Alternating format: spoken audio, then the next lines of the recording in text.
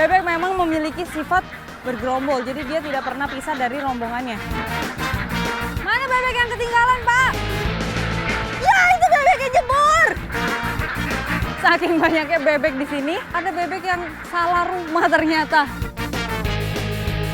Seluruh nelayan di Kota Tegal diikuti oleh puluhan kapal mau ke tengah laut untuk melakukan sedekah laut. Aduh. Krotonya udah dibawa dan semutnya langsung banyak banget keluar.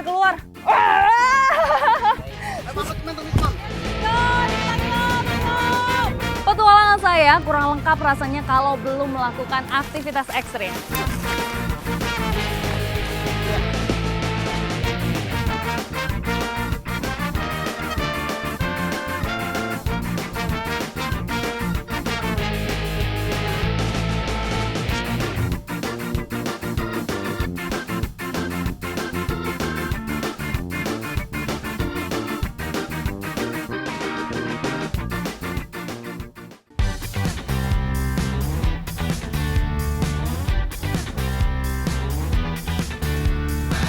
Tiap daerah di Indonesia memiliki beragam cara yang unik dalam beternak hewan.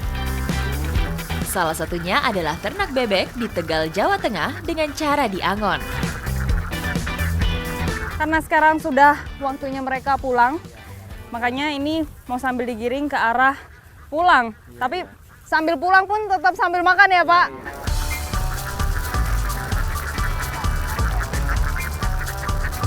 Bebek memang memiliki sifat bergerombol, jadi dia tidak pernah pisah dari rombongannya. Ketika ada rombongan yang lain pun, dia tidak akan pisah. Bebek Tegal merupakan jenis bebek petelur yang juga banyak tersebar di sepanjang jalur Pantura Jawa. Biasanya bebek diangon ke sawah yang telah selesai dipanen. Tujuannya supaya memakan sisa-sisa gabah dan keong sawah yang merupakan siput pengganggu bagi petani padi. Sehingga cara beternak bebek seperti ini bisa menguntungkan petani. Ya kabur, Pak! Tegal ini memang menjadi salah satu penghasil telur bebek terbanyak. Makanya nggak heran nggak cuma ada satu kelompok angon bebek aja, tapi ada yang lain tadi yang lagi diangon bebek-bebeknya. Ini punya Pak Udin, sekitar ada 300-an. Bebek Tegal memang menjadi salah satu bebek petelur unggulan karena tingkat produktivitas yang tinggi. Dalam setahun, satu ekor bebek bisa bertelur hingga ratusan butir telur. Angon bebek di alam menjadi salah satu faktor yang menyebabkan kualitas telur bebek Tegal cukup unggul. Sekarang bebeknya mau pelan-pelan digiring pulang, tapi saya juga harus hati-hati nih pakai alat ini, namanya brek atau pecut bebek. Kalau kita salah mengarahkan, bebeknya juga nanti akan salah jalan. Jadi harus sesuai. Kalau ke kanan, dia nanti ikut ke kanan. Ke kiri, juga ke kiri.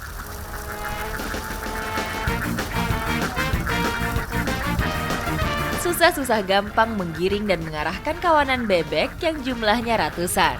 Harus sabar dan teliti agar bebek bisa tergiring semua dan tidak berpencar. Ini sekarang bebeknya sudah mulai berbaris ke arah kandangnya masing-masing. Saking banyaknya bebek di sini, ada bebek yang salah rumah ternyata. Waduh, Pak Udin, terus cara bedainnya gimana ini kalau udah salah rumah? Nah, inilah yang harus dihindari ketika angon bebek. Antara pengangon harus menjaga jarak agar bebek tidak tercampur. Pak, dapat telurnya satu lagi. Biasanya aktivitas mengambil telur itu pada pagi hari. Tapi saat pulang suka masih ada sisa-sisanya gitu ya, Pak. Ini nemu satu. Cari lagi, Pak. Gimana ya kira-kira? Meski sering dimanfaatkan menjadi telur asin, namun telur bebek juga memiliki khasiat bagi kesehatan saat dikonsumsi mentah. Jadi ternyata telur bebek mentah itu bisa langsung dikonsumsi karena khasiatnya bagus. Untuk jamu ya, Pak? Jamu. Buat stamina juga berarti? Stamina biar nggak loyo. Daya tahan tubuh juga ya, Pak? Iya. Bagian kuning telur memiliki kandungan protein yang cukup tinggi dan mampu meningkatkan stamina. Ya, saya cobain ya, Pak.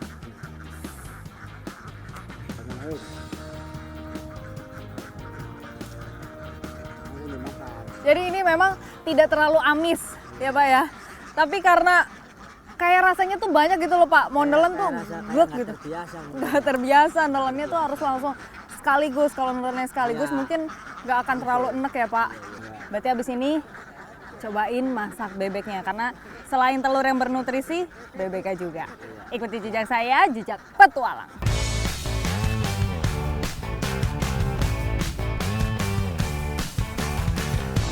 Setelah seharian gembalain bebek di alam, saatnya mencicipi olahan bebek khas Tegal. Bebek sudah ada di depan saya, mau diolah menjadi bebek panggang. Tapi masaknya dengan cara yang unik. Nih, pakai kincir air. Sekarang lagi disiapin sama Mas Azam. Gimana Mas, yang kurang apa? Tinggal ngerapik nah.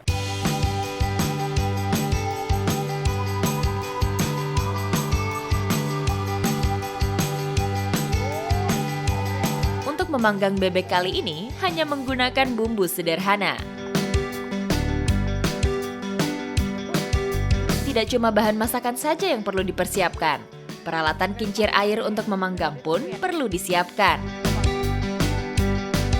Selanjutnya, tusuk bebek menggunakan bambu, kemudian diikat. Bumbu yang sudah diulek lalu dibalurkan ke bebeknya. Supaya semakin lezat, oles juga dengan madu. Teknik memanggang seperti ini harus memperhatikan keseimbangan dan kecepatan putaran kincir, agar bebek yang dipanggang bisa matang merata. Jadi cara kerja kincir air yang saya buat ini, dibiarkan berputar di aliran arus air. Dan di ujung sana, bebeknya akan berputar dengan sendirinya.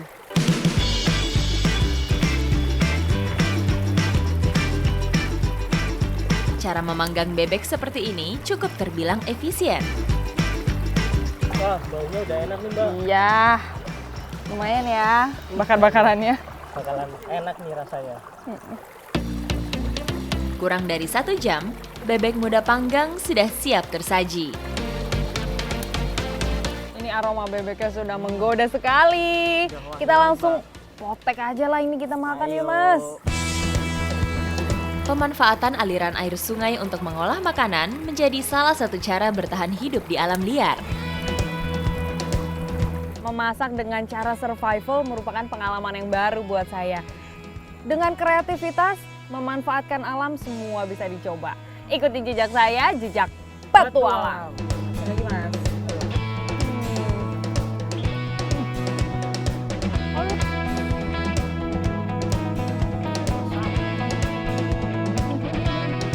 Sampai ke dalam.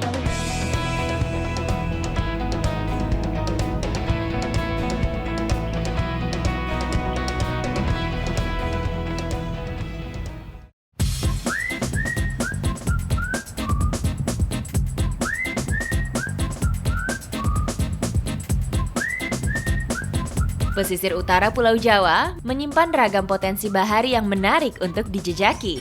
Di pelelangan ikan Tegal Sari, kapal-kapal nelayan berjejer dengan gagahnya.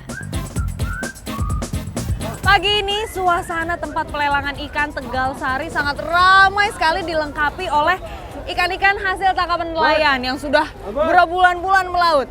Ikuti jejak saya, jejak petualang.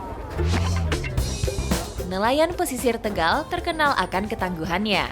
Mereka biasa melaut hingga wilayah perairan Laut Kalimantan dan Sulawesi. Jadi tidak heran jika hasil ikan sebagian besar sudah dibekukan terlebih dahulu. Wah, berat banget Pak. Ini satu plastiknya berapa ini? 20 kilo. Ikan-ikan sebanyak ini katanya mau diangkut dibawa ke gudang yang ada di Bogor. Jadi memang pengirimannya nggak hanya di sekitar Tegal saja, tapi bisa sampai keluar kota.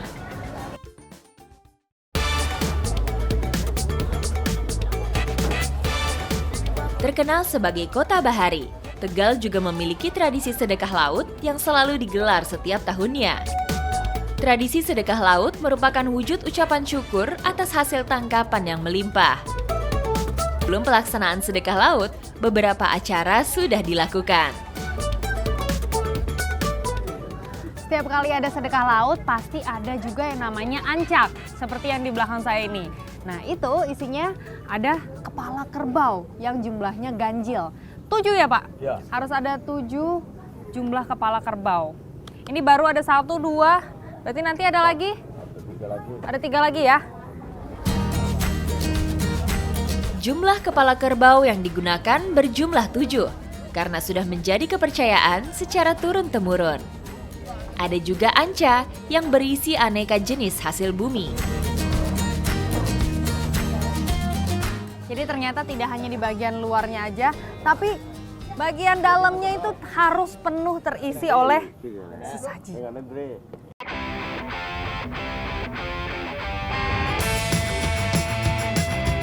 Ruatan menjadi prosesi pertanda sedekah laut akan segera dimulai. Ruatan atau semburan ke kepala kerbau yang dilakukan oleh dalang itu memang wajib dilakukan sebelum pelarungan ancak. Konon katanya dipercaya bisa memberikan keberkahan kepada masyarakat.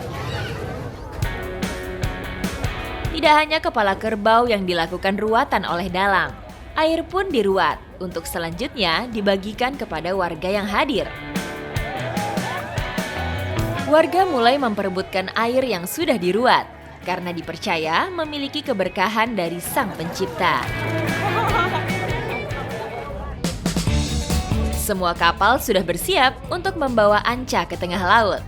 Tak hanya kapal, warga juga sudah berkumpul untuk ikut naik ke atas kapal. Tak mau ketinggalan untuk mengikuti acara sedekah laut ini. Setiap kapal membawa 1 anca untuk dilarung ke laut.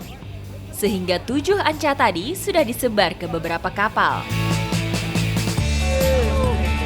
Hari ini seluruh nelayan di Kota Tegal diikuti oleh puluhan kapal mau ke tengah laut untuk melakukan sedekah laut. Nah ini di samping saya sudah ada ancak yang siap untuk dilarungkan. Ikuti jejak saya, jejak Petualang.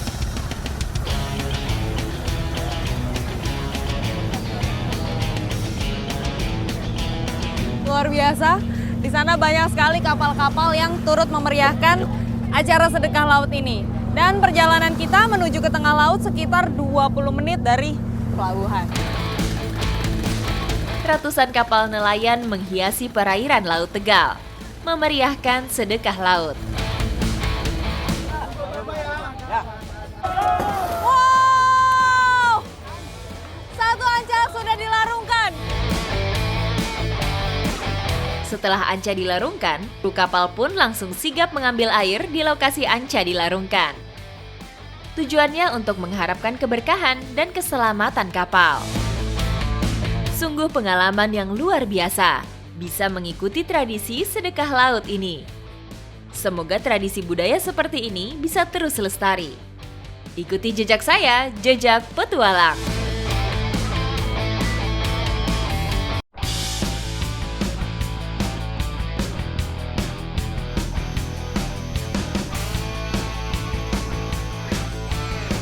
Alam menyediakan beragam jenis bahan pangan yang kaya akan nutrisi. Masyarakat pun cukup arif dalam memanfaatkannya. Salah satu kegiatan warga Desa Gemawang itu memanfaatkan hasil alam. Nah, sekarang saya bersama Pak Sugi mau mencari sesuatu yang dibilang unik untuk dimanfaatkan. Ikuti jejak saya, jejak Petualang. Lokasi pencarian kali ini terletak di hutan kopi. Sarang semut yang ada krotonya umumnya ditemukan pada daun yang menggulung. Penghujung musim kemarau menjadi waktu yang tepat untuk mencari kroto atau telur semut rangrang. Sebelum diambil krotonya, mau disiapin dulu ini daun pisang untuk nanti menaruh sarangnya di sini. Biar aman ya, Pak? Iya. Biar siap untuk digigit nanti. Iya. Oecophila smaragdina merupakan spesies semut arborel yang dijumpai di wilayah Asia tropis dan Australia. Kelihatan semutnya. Berarti dia ada di dekat-dekat sini. Mana, Pak? Ini di depan saya udah ada kelihatan semut dan juga daun mengatup. Ciri-ciri untuk mencari kroto adalah yang pertama lihat dulu dari daun yang tertutup dan banyak semut rangrang ya tentunya. Nah tapi karena ini masih kecil berarti belum bisa dipanen Pak. Belum bisa. Koloni semut rangrang cukup agresif dalam menjaga teritorialnya. Jadi jika merasa terganggu, mereka tak segan menyerang dan menggigit. Itu Pak yang di atas sana? Iya. Wah, Pak udah siap naik? Siap. Oke, hati-hati ya Pak. Ya. Saya doain dulu dari bawah, oke? Ya, ayo Pak. Ya.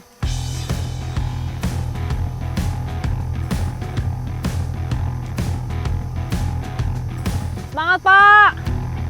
Untuk memanen kroto kali ini nggak cuma sulit karena pohonnya saja yang tinggi, tapi juga karena batang pohonnya sudah dipenuhi semut rangrang.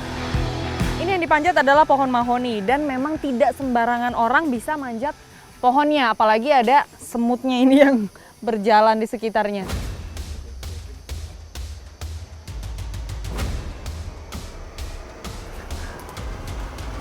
Aduh.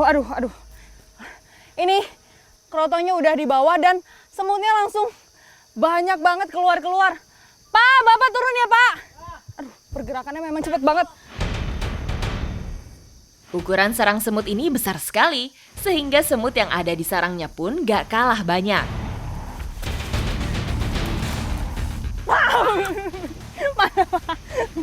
Mana Pak? Mana dia? Oh, itu.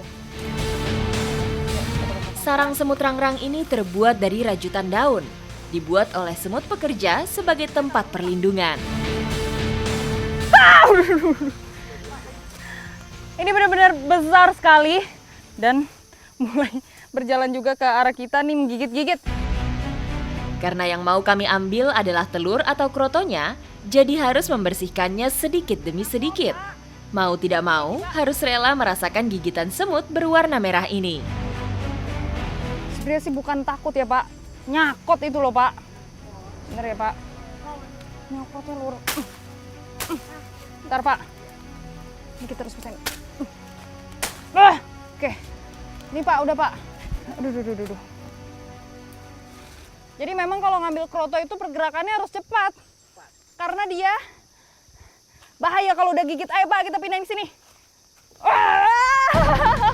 Digigit Pak. Aduh.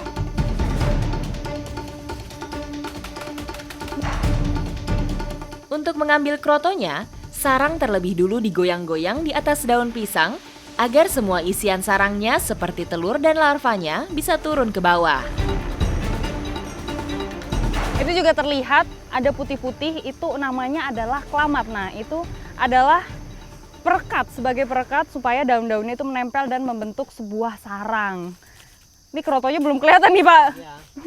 Tapi semutnya udah berserakan kemana-mana. Ngamuk, Pak. Ngamuk! Kali ini yang kami ambil bukan cuma satu sarang, melainkan ada beberapa. Bedanya saya dengan Pak Sugi, kalau Pak Sugi udah 30 tahun bermain dengan semut rangrang. Jadi megang pakai tangan kosong itu sudah biasa. Kalau saya baru digigit, rasanya udah cekit-cekit. Tadi saya sampai mengeluarkan air mata, sampai keringetan ini Pak, kayak olahraga. Iya. Padahal cuma nyari kroto. Jadi menurut saya nyari kroto itu mencari sesuatu yang ekstrim ya Pak ya. Iya. Tidak bisa dilakukan oleh sembarangan orang. Bahkan saya aja salah kostum. Harusnya pakai lengan panjang yang ketutup semua ya Pak. Nah, untuk memisahkan semut dari krotonya, Pak Sugi punya cara sendiri nih. Letakkan telapak tangan di atas kroto dan semutnya. Biarkan beberapa saat sampai semutnya naik, baru deh buang semutnya. Pak, ini saya udah ada gigitan di mana-mana. Mending kita bungkus aja, bawa pulang ke rumah ya Pak. Iya. Setelah ini, selain mau memberi makan burung, nah kroto ini mau diolah menjadi makanan khas Jawa Tengah, ya kan Pak? Iya. Nanti kita masak di rumah. Ikuti jejak saya, jejak petualang. Kroto memiliki beberapa kandungan nutrisi, seperti kalsium, protein, dan zat besi, sehingga kerap dijadikan makanan burung kicau. Makan ya.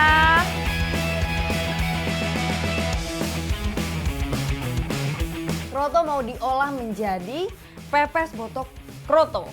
Nah ini sekarang saya mau nyiapin bumbu-bumbunya dulu. Saya haluskan dulu ya Bu. Ibu marut kelapanya. Oke.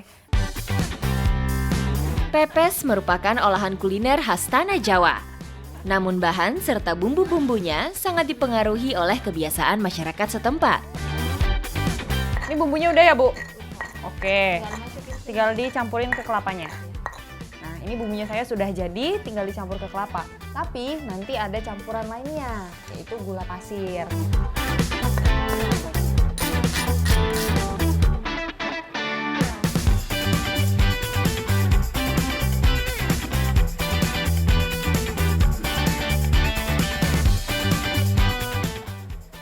Nah, coba Bu. Wah, sudah bisa ini berarti.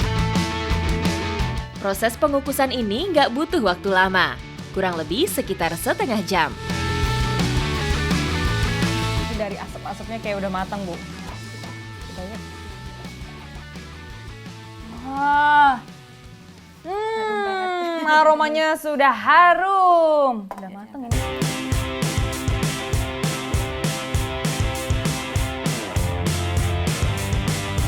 Wah.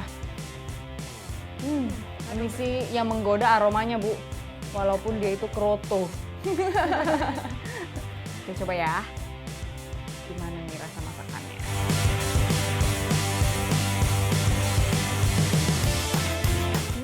Enak loh. Enak loh.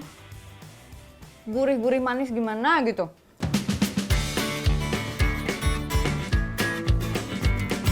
Enak ya Bu ya. Ini semua rasa campur jadi satu. Manisnya dapet, gurihnya dapet, pedasnya juga dapet. Luar biasa. Padahal sebenarnya rasa asli kroto itu agak-agak manis gitu kan Bu? Ya. Nah kalau udah dibumbuin semakin mantap. Masyarakat Temanggung percaya, kroto juga memiliki manfaat sebagai obat herbal. Khususnya bagi yang menderita penyakit rematik. Kroto ini olahan makanan yang cukup unik. Selain itu dia juga kaya akan protein. Jadi ini setelah diolah dicampur dengan kelapa rasanya jadi makin mantap Bu. Kalau gitu habisin Bu. Oke. Ikuti jejak saya, jejak petualang.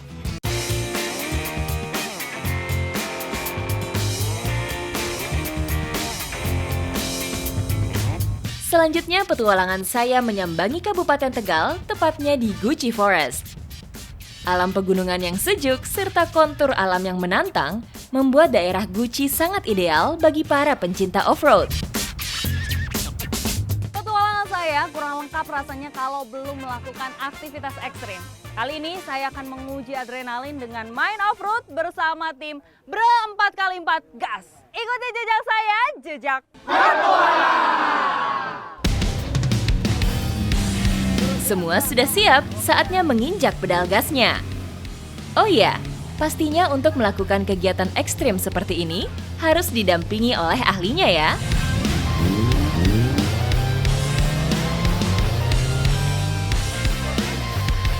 Kondisi jalurnya sangat sulit karena ini tanjakan dan juga belokan. Bisa dilihat jejaknya juga sudah terlalu dalam, jadi memang harus ditarik pakai tali. Off-road sangat mengutamakan kerja sama tim.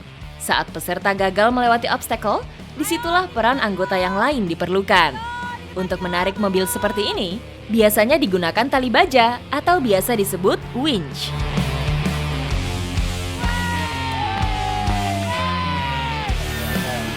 Kenapa Om tadi susah Om? Jalan ini udah pecah ya, udah rusak duluan. Yang di depan saya tadi. Ini oknumnya ini nih yang rusak ini. Udah terlalu dalam soalnya jejaknya ya. Dalam, ya. Tapi ini bannya padahal udah Masih baru ya? Masih baru ini. bannya masih baru. Nggak apa-apa, itu baru tantangan pertama kita. Iya, masih banyak lagi kan? Masih banyak di atas. Siap.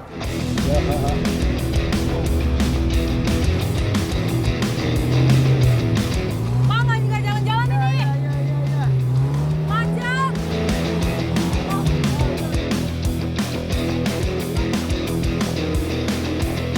Ini karena jalanan menanjak, tadi bannya terlalu keras sehingga harus dikempesin terlebih dahulu biar nanti ada beban untuk naik ke atas.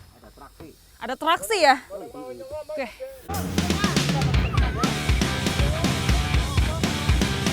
karena memang tanjakannya sangat tinggi. Jadi mau nggak mau saya harus berhenti di sini. Tunggu ditarik dari depan ya, dari depan. Oke, siap. Selain melewati jalur perbukitan, kami pun bergeser ke jalur bekas aliran sungai yang mengering. Berbeda dengan jalur perbukitan yang beralaskan tanah lengket, kali ini jalur pasir dan berbatu menjadi arena kita.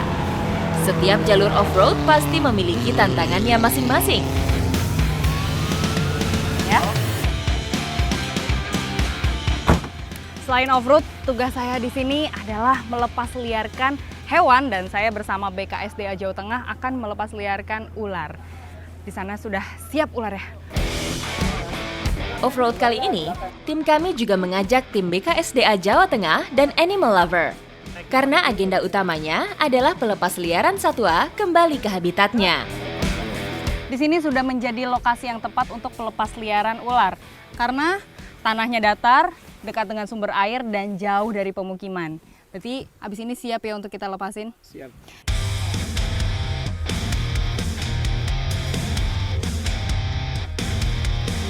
Sebenarnya ini akan aman karena dia akan menjauhi kerumunan manusia. Tuh, dia berjalannya ke arah sana, ke depan saya. Oke, aman. Ular yang dilepas liarkan ini merupakan jenis ular sanca kembang atau memiliki nama latin Phyton reticulatus. Jenis ular sanca tersebar luas di daerah beriklim panas dan tropis, seperti Asia, Afrika, dan Australia. Tadi ular sudah dilepas, sudah aman.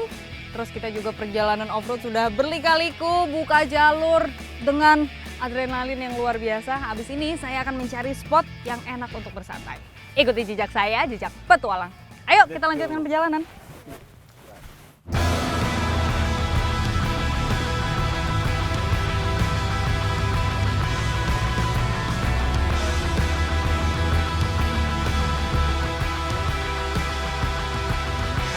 Perjalanan off-road saya yang panjang diakhiri di tengah-tengah hutan pinus. Sambil menikmati kesejukan, saya mau nyiapin makanan dulu nih untuk teman-teman di belakang. Rasanya memang nikmat sekali, apalagi setelah berjibaku di medan off-road, ditutup dengan bakar-bakaran. Sungguh pengalaman yang luar biasa.